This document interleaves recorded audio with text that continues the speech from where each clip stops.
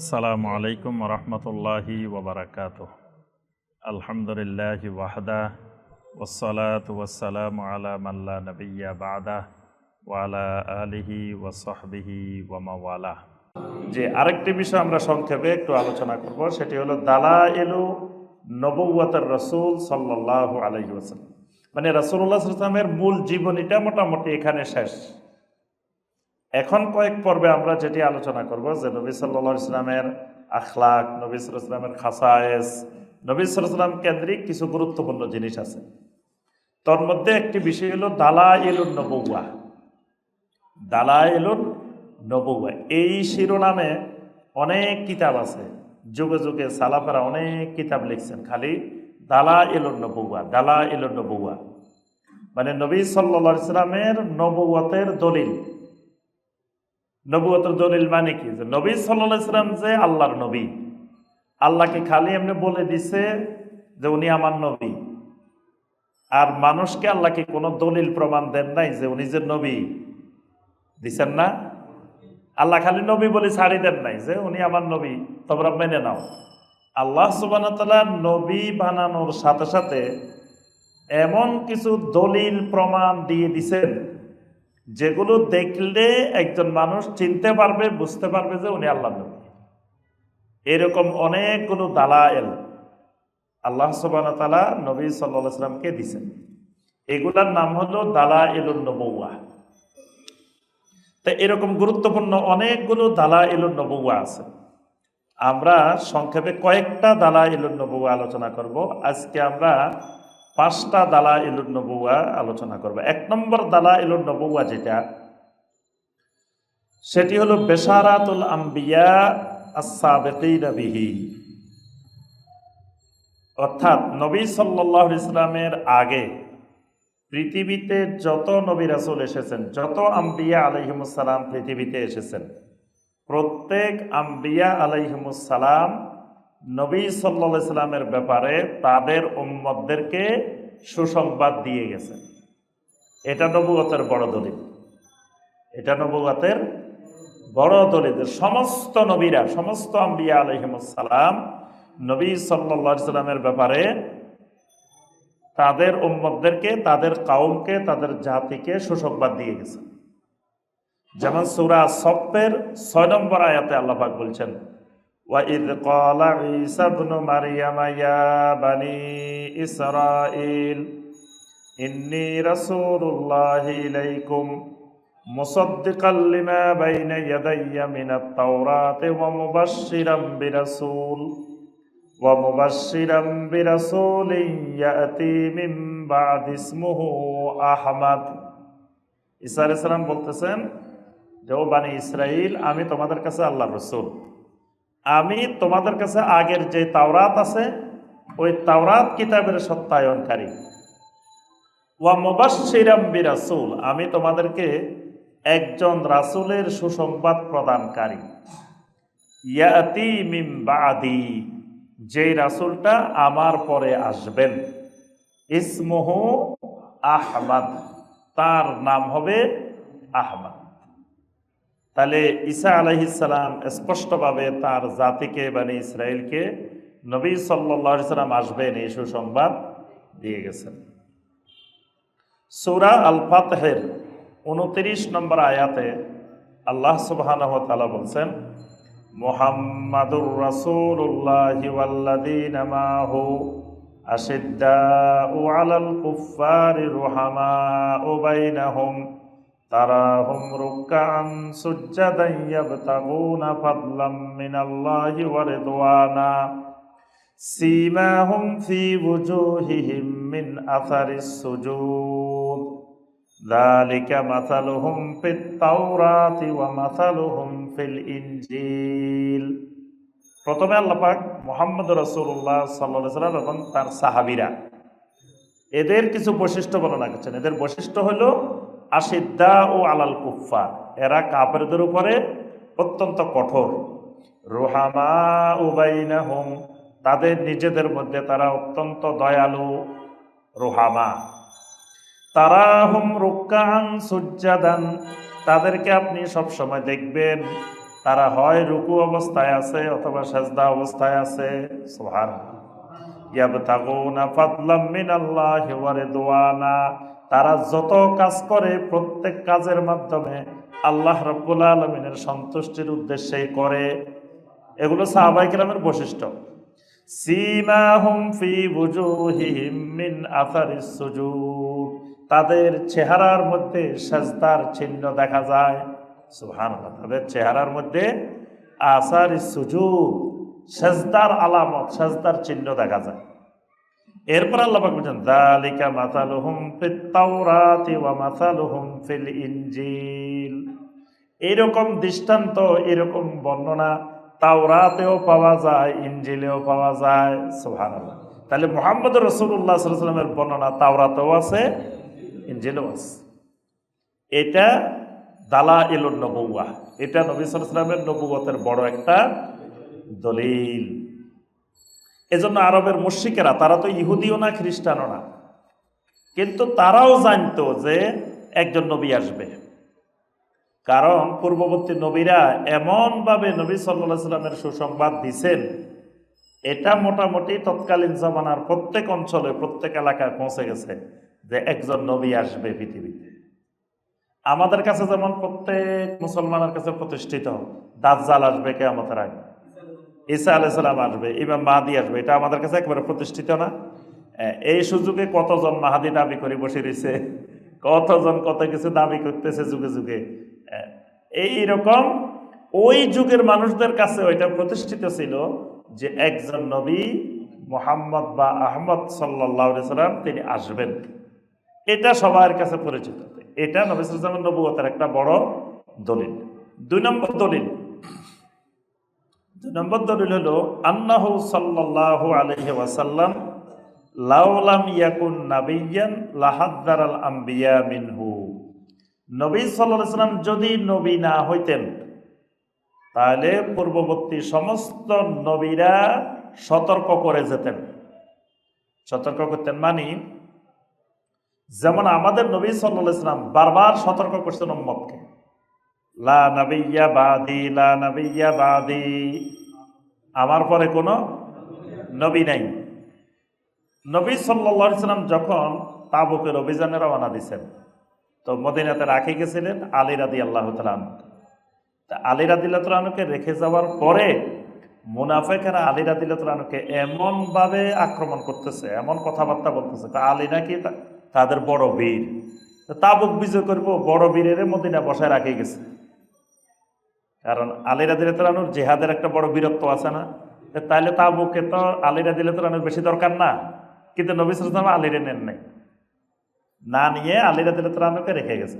এর মুনাফিকরা বলতেছে কেমন বীর, আজকে এত কঠিন অভিযান, যেটাকে নবী সাল্লাল্লাহু আলাইহি ওয়াসাল্লাম নাম দিছেন যে জাইশুল উসরা, কঠিন অভিযান, সেই অভিযানে আলী বাড়িতে বসে দিছে। তখন আলী রাদিয়াল্লাহু তাআলা আনহু সহ্য করতে পারেন নাই, উনি একদিন পরে, নবী সাল্লাল্লাহু আলাইহি ওয়াসাল্লাম রওনা দেওয়ার একদিন পরে উনি বের হয়ে গেছেন, আবার রওনা দিয়ে দিয়েছেন। গিয়ে রাস্তায় গিয়ে নবী সাল্লাল্লাহু আলাইহি ওয়াসাল্লামের সাথে দেখা হয়েছে আবার, মানে এত দ্রুত গতিতে গেছেন। দেখা হওয়ার পরে নবী সাল্লাল্লাহু আলাইহি ওয়াসাল্লাম তো অবাক হয়ে গেছেন, কিরে আলীরে রাখিয়ে আসলাম আবার চলিয়ে আসলো।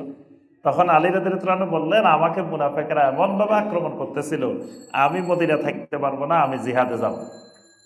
তো তখন আল্লাহ রাসূল সাল্লাল্লাহু আলাইহি ওয়াসাল্লাম বলছেন যে আলী, আলা তারদাউনা মিন্নি, তুমি কি আমার পক্ষ থেকে এই কথা শুনলে সন্তুষ্ট হবে না যে তুমি আমার কাছে মানজিলাতান আলাইকা মিন্নি কা মানজিলাতা হারুন মিন মূসা, মূসা আলাইহিস সালামের কাছে হারুনের যে মর্যাদা, যে মানজিল, যে স্থান অবস্থান, আমি নবীর কাছে তুমি আলীর সেই অবস্থান।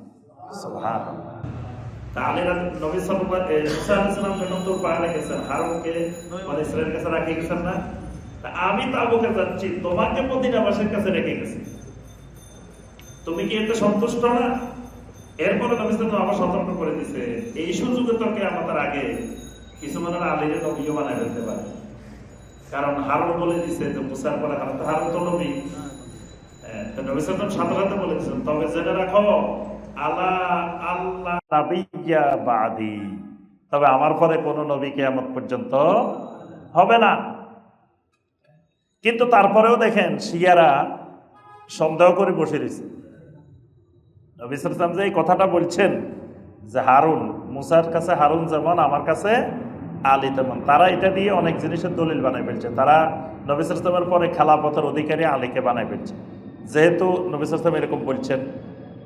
তারপরে তারা বলেন যে আলী রাদিয়াল্লাহু তাআলা আনহু নবী হওয়ার কথা, তার কাছে জিবরিল আসার কথা, ওহী ভুলক্রমে নবী সাল্লাল্লাহু আলাইহি ওয়াসাল্লামের কাছে চলে গেছে, নাউযুবিল্লাহ। তো এই জাতীয় যে বিষয়টা আমরা বলছিলাম, তো নবী সাল্লাল্লাহু আলাইহি ওয়াসাল্লাম এইভাবে বারবার উম্মতকে সতর্ক করছেন। আল্লাহ সুবহানাহু ওয়া তাআলা বলছেন লা খাতামুন নাবিয়্যিন, আর নবী সাল্লাল্লাহু আলাইহি ওয়াসাল্লামকে খাতামুন নাবিয়্যিন ঘোষণা দিচ্ছেন। কিন্তু এর আগে যত নবী রাসূল আসছেন তারা কিন্তু কেউ আমাদের পরে নবী আসবে না, আমাদের পরে নবী আসবে না এই কথা বলেন নাই, বরং সবাই বলছেন যে আমাদের পরে নবী আসবে। এটা নবুয়তের দলিল। 3 নম্বর দলিল, নবী সাল্লাল্লাহু আলাইহি ওয়াসাল্লাম স্বপ্নে যা দেখতেন দিনের বেলায় বাস্তবে তা প্রতিফলিত হইত। সুবহানাল্লাহ, এটা নবুয়তের দলিল। সূরা আল ফাতহের 27 নম্বর আয়াতে আল্লাহ পাক বলছেন লাকাদ সাদাকাল্লাহু রাসূলাহুর রুইয়া বিল হক লাতাদখুলুন্নাল মাসজিদাল হারামা ইনশাআল্লাহু আমিনিন মুহাল্লিকিনা রুউসাকুম ওয়া মুকাসসিরিনা লা তাখাফুন। যে ওই স্বপ্ন আল্লাহ বাস্তবায়ন করছেন যেটা নবী সাল্লাল্লাহু আলাইহি ওয়াসাল্লাম দেখছিলেন, যে মসজিদে হারামে ঢুকতেছেন, তা আল্লাহ পাক নবী সাল্লাল্লাহু আলাইহি ওয়াসাল্লামকে মসজিদে হারামে ঢুকাইছেন। তাহলে এই স্বপ্নের বাস্তবায়ন হয়েছে। নবী সাল্লাল্লাহু আলাইহি ওয়াসাল্লাম বলতেছেন আমি হিজরতের আগে বারবার স্বপ্ন দেখতেছি যে এমন একটা এলাকায় আমি হিজরত করতেছি যে এলাকা ফিহা নাখলুন, খেজুর গাছ বেষ্টিত একটা জনপদ। মানে মদিনাকে বারবার নবী সাল্লাল্লাহু আলাইহি ওয়াসাল্লামকে স্বপ্নে দেখানো হইতো। তো নবী সাল্লাল্লাহু আলাইহি ওয়াসাল্লাম বলেন আমি ধারণা করে নিছি সেটা ইয়ামামা অথবা হিজর এরকম এলাকা হতে পারে। পরবর্তীতে যখন আমি মদিনা গেলাম, ইয়াসরিব গেলাম, তখন দেখলাম আমি যে স্বপ্নে দেখছি ওইটা তো হুবহু এই ইয়াসরিব। সুবহানাল্লাহ। তাহলে নবী সাল্লাল্লাহু আলাইহি ওয়াসাল্লাম এরকম অসংখ্য স্বপ্ন যেটা রাত্রে দেখতেন দিনে সেটা বাস্তব হইতো। এটা নবী সাল্লাল্লাহু আলাইহি ওয়াসাল্লামের দালাইলুন নবুওয়াহ, নবুয়তের দলিল। 4 নম্বর দলিল, নবী সাল্লাল্লাহু আলাইহি ওয়াসাল্লাম পৃথিবীতে আসার পরে, মানে যখন তিনি নবী হবেন, নবুয়ত পাবেন, ওই সময় আসমানের দরজাগুলো জিনদের জন্য একেবারে কঠিন আকারে লাগাই দেওয়া হয়েছে এবং জিনদেরকে উপরের দিকে যেতে বন্ধ করে দেওয়া হয়েছে। এবং এই বন্ধ করে দেওয়ার কারণে যত আরবের মধ্যে কনকেরা ছিল, জ্যোতিষীরা ছিল, এরা সবাই তখন একটা চিন্তা করতেছিল কিছু না কিছু একটা পৃথিবীতে ঘটতে যাচ্ছে, কিছু না কিছু একটা ঘটতে যাচ্ছে। কারণ তারা যে আগে তথ্য সংগ্রহ করতো, খবর সংগ্রহ করতো জিনদেরকে দিয়ে, এটা বন্ধ হয়ে গেছে। কারণ আকাশের দিকে জিনেরা গেলে আল্লাহ সুবহানাহু ওয়া তাআলা ফেরেশতাদের মাধ্যমে উল্কাপিণ্ড নিক্ষেপ করে এদেরকে বিতাড়িত করে দিতেন। উপরের থেকে কোনো খবর জানা বন্ধ হয়ে গেছে। এইটা নবী সাল্লাল্লাহু আলাইহি ওয়াসাল্লামের নবুয়তের বড় একটা দলিল যে তখন ওহী নাজিল হবে। এই কারণে আল্লাহ সুবহানাহু ওয়া তাআলা ওহী নাজিলের জন্য রাস্তাটাকে একেবারে সব বন্ধ করে, মানে নিষ্কণ্টক, মানে নির্ভুল ওহীর আপনার ধারাবাহিকতা শুরু হবে, ওহী নাজিল শুরু হবে। এই কারণে বাকিদের দৌরাত্ম, আধিপত্য, ঘোরাফেরা সব বন্ধ করে দিছে।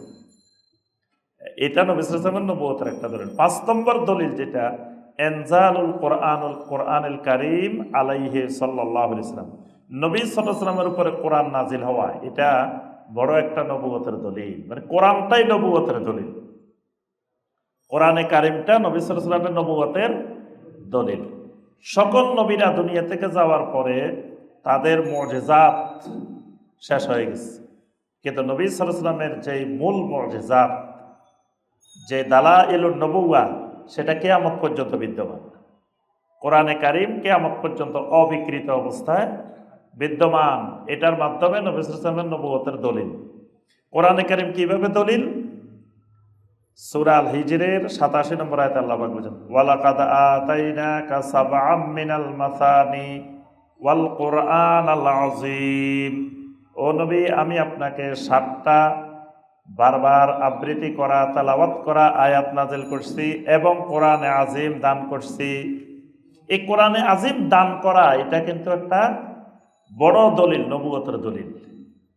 আর এখানে এই আয়াতের মধ্যে কিন্তু অনেক জিনিসের দলিল আছে। সাবা মিনাল মাসানিকে আল্লাহ পাক আলাদা করছেন, আর কোরআনে আজিমকে আলাদা করছেন। এই জন্য যারা বলেন যে ইমামের পিছনে কোরআন তালাবাত করা যাবে না, ঠিক আছে, কোরআন তালাবাত করিয়েন না, কিন্তু সাবা মিনাল মাসানি তালাবাত করা যাবে।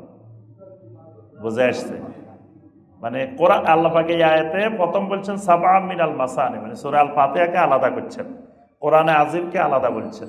তো যদি আয়াত দিয়ে তালাবাত দেওয়া ওয়াইজা কুরিয়াল কোরআন, কোরআন পাঠ করা হলে চুপ থাকো শুনো, তো কোরআন থেকে সাবে মাসানিকে আল্লাহ পাক আলাদা করে বর্ণনা করছেন। সুতরাং সেই ব্যাপারে এই হুকুম প্রযোজ্য হবে না। আরো অসংখ্য দলিল আছে, তবে এই আয়াতটা একটা গুরুত্বপূর্ণ দলিল।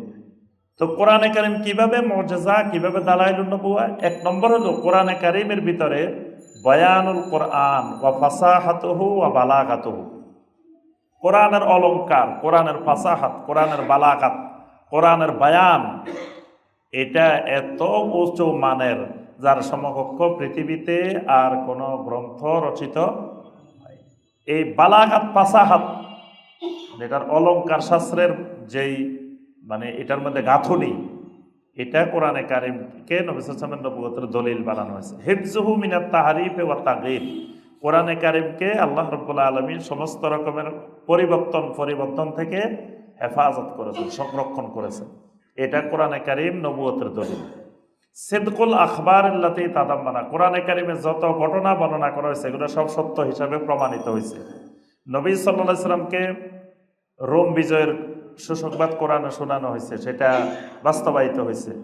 কোরআনে কারিমের মধ্যে যত ঘটনা বর্ণনা করা হয়েছে, সুসংবাদ দেওয়া হয়েছে, সমস্ত ঘটনা সত্য হিসাবে বাস্তবায়ন হয়েছে।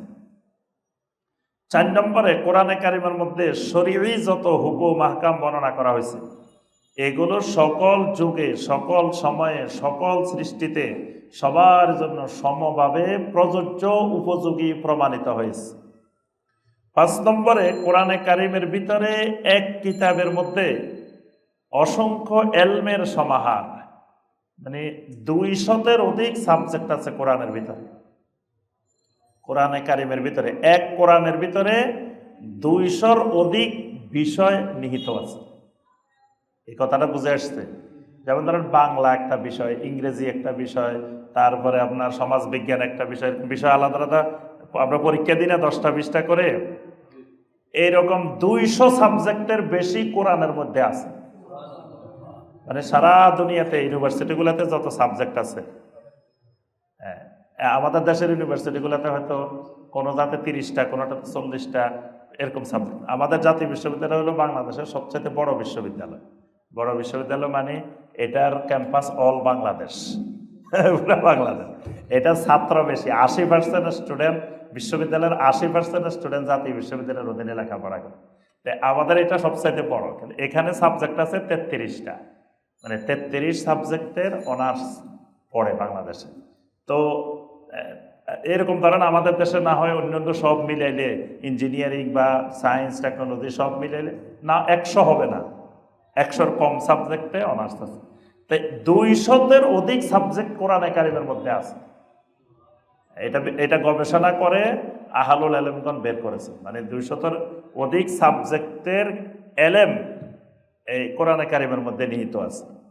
আচ্ছা, 6 নম্বর হলো তাসিরুল কোরআন ফিন নুফুস আর তাসির আল বালিগ, কোরআনে কারিমের তাসির, প্রভাব, এটা খুবই কঠিন। মানে কোরআনে কারিম যার অন্তরে তাসির সৃষ্টি করেছে তাকে পরিপূর্ণ হেদায়েত দিয়ে দিছে। জুবাইর ইবনে মুতাইম রাদিয়াল্লাহু তাআলা আনহু বলেন, নবী সাল্লাল্লাহু আলাইহি ওয়াসাল্লাম মাগরিবের সালাতে সূরা তুর পড়তেছিলেন, আমি বাইরে দাঁড়িয়ে শুনতেছিলাম। শুনতে শুনতে যখন নবী সাল্লাল্লাহু আলাইহি ওয়াসাল্লাম ওই আয়াতে গেলেন যে আল্লাহ সুবহানাহু ওয়া তাআলা প্রশ্ন করতেছেন, আম খুলিকু মিন গায়রি শাইইন আম হুমুল খালিকুন, যে তারা কিসের থেকে সৃষ্টি হয়েছে, তারা কি নিজেরা নিজেদেরকে সৃষ্টি করেছে? এরকম আল্লাহ যখন প্রশ্ন করতেছেন, তখন জুবাইর ইবনে মুতাইম রাদিয়াল্লাহু তাআলা বলেন, কাদা কালবি আইয়াতিরা, আমার অন্তরটা মনে হচ্ছে ছিঁড়ে এখান থেকে উড়ে চলে যাবে। ওয়াযালিকা আউয়ালু মা ওয়াকারাল ঈমানু ফি কলবি, এটাই প্রথম আমার অন্তরে ঈমানের বীজ স্থাপন করে। মানে এরপর থেকে আমি কখন ঈমান আনবো এটার জন্য আমি উদ্গ্রীব হয়ে গেছি। মানে কোরআনের আয়াত এত তাসির সৃষ্টি করছে। কোরআনের আয়াত আল্লাহ পাক বলেছেন তারা আয়ুনাহুম তাফিদু মিনাদ দামে। ইমানদারদের বৈশিষ্ট্য হইল কোরআনের আয়াত শুনলে এদের চোখে পানি চলে আসে, তাফিদু মিনাদ দামে, এদের চোখগুলো অশ্রুসিক্ত হয়ে যায়।